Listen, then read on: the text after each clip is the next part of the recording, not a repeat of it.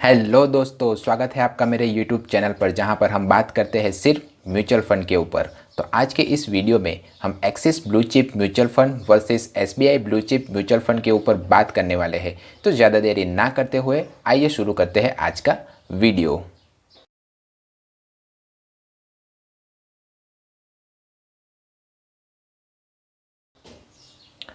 Video शुरू करने से पहले अगर आपने अब तक मेरे चैनल को सब्सक्राइब नहीं किया है तो चैनल को सब्सक्राइब कर दे और वीडियो को लाइक कर दे। अब हम शुरू करते हैं।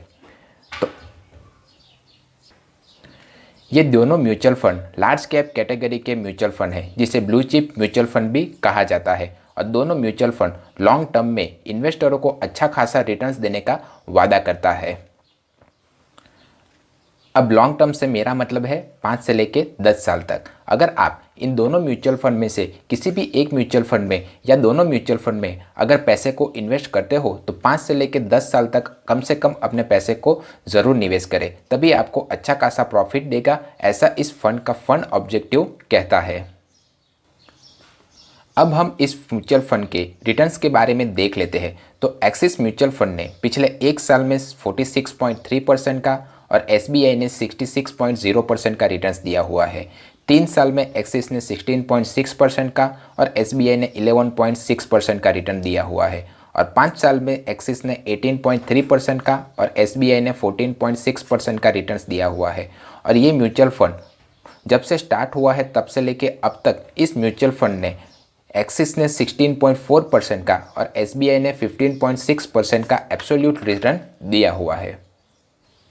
तो हम अगर रिटर्न्स के मामले में देखें तो एक्सिस के म्यूचुअल फंड ने SBI के ब्लू चिप म्यूचुअल फंड से के कंपैरिजन में अच्छा परफॉर्म किया हुआ है। अब हम रिस्क फैक्टर की अगर बात करें तो दोनों ही म्यूचुअल फंड इक्विटी यानी कि शेयर मार्केट में इन्वेस्ट करते हैं, इसीलिए इन दोनों म्यूचुअल फंड में निवेश करना हाई रिस्की है, क्योंकि शेयर मार्केट अगर ऊपर जाएगा तो आपको प्रॉफिट होगा और अगर नीचे जाएगा तो आपको नुकसान होने के भी चांसेस रहेंगे। अब हम स्टैंडर्ड डेविएशन, जो एक रिस्क फैक्टर डिफाइन करने वाला फैक्टर है, उसे देखें तो एक्सिस का स्टैंडर्ड डेविएशन 18.43% और SBI का स्टैंडर्ड डेविएशन 22.84 है।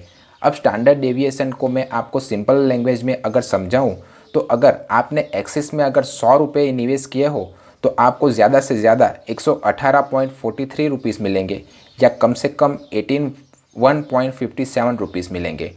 और अगर आपने SBI के म्यूचुअल फंड में अगर 100 रुपये इन्वेस्ट करें तो आपको ज़्यादा से ज़्यादा 122.84 रुपीज़ या कम से कम 77.16 रुपये मिलेंगे। इसीलिए आप अगर जब भी कोई म्यूचुअल फंड खरीदे तो स्टैंडर्ड डेविएशन के फैक्टर को ज़रूर देखें, क्योंकि जितना कम स्टैंडर्ड डेविएशन होगा उतना ज़्यादा आपको प्रॉफिट होगा। अगर हम रेटिंग्स की बात करें तो क्रिसिल ने एक्सिस को 5 स्टार रेटिंग और SBI को 4 स्टार रेटिंग प्रोवाइड की हुई है। अब हम इन दोनों म्यूचुअल फंड के एक्सपेंस रेशियो के ऊपर आते हैं। तो एक्सिस का एक्सपेंस रेशियो 0.50% है और SBI का एक्सपेंस रेशियो 1.00% है। एक्सपेंस रेशियो से मेरा मतलब है, अगर आपने किसी म्यूचुअल फंड हाउस में अपने पैसे को रखे हैं तो वो पैसे को मैनेज करने के लिए वो म्यूचुअल फंड हाउस आपसे कुछ फीस चार्ज करती है, वही एक्सपेंस रेशियो कहलाया जाता है। तो जितना कम एक्सपेंस रेशियो होगा उतना ही ज़्यादा इन्वेस्टरों को प्रॉफिट होगा। तो इस मामले में एक्सिस का एक्सपेंस रेशियो SBI से कम है, इसलिए एक्सिस इस एक्सपेंस रेशियो के मामले में SBI से अच्छा म्यूचुअल फंड माना जाएगा। अब हम एग्जिट लोड की बात करें तो अगर आप इन दोनों म्यूचुअल फंड में से किसी भी म्यूचुअल फंड में अगर अपने पैसे को 1 साल से पहले अगर निकाल लेते हो तो आपको 1% का एग्जिट लोड चार्ज देना पड़ेगा। अब ये दोनों ही म्यूचुअल फंडों का AUM 15,000 करोड़ से ज़्यादा है। जो एक्सपर्ट फंड मैनेजर होते हैं वो ये कहते हैं कि जितना कम AUM होगा उतना ही अच्छा होगा फंड मैनेजर के लिए, क्योंकि वो आसानी से पैसे को मैनेज कर सकते हैं और इन्वेस्टरों को प्रॉफिट लाके दे सकते हैं। तो इस मामले में अगर हम देखें तो दोनों ही म्यूचुअल फंड का AUM 15,000 करोड़ से ज़्यादा है। अगर हम टॉप होल्डिंग कंपनीज देखें तो एक्सिस के म्यूचुअल फंड ने HDFC bank, Bajaj finance limited, Infosys limited और कोटक महिंद्रा बैंक में इन्वेस्टरों के पैसे को निवेश किया हुआ है। और अगर हम SBI ब्लू चिप के म्यूचुअल फंड के टॉप होल्डिंग को देखें तो उसने HDFC bank, ICICI bank, Infosys, HCL technology में इन्वेस्टरों के पैसे को निवेश किया हुआ है। अगर हम एलोकेशन बाय मार्केट कैप देखें तो axis blue chip mutual fund ने लार्ज कैप कैटेगरी में 94.65% और मिड कैप कैटेगरी में 1.16% इन्वेस्टरों के पैसे को निवेश किया हुआ है। और अगर हम SBI ब्लू चिप के मार्केट एलोकेशन कैप को देखें तो उसने लार्ज कैप में 87.82%, मिड कैप में 10.52% और स्मॉल कैप में 0.7% इन्वेस्टरों के पैसे को निवेश किया हुआ है। तो हम यहाँ पर देख रहे हैं कि SBI का जो ब्लू चिप म्यूचुअल फंड है वो एक्सिस के कंपेयर में काफ़ी ज़्यादा रिस्क ले रहा है और एक्सिस के कंपेयर में कम रिटर्न्स दे रहा है।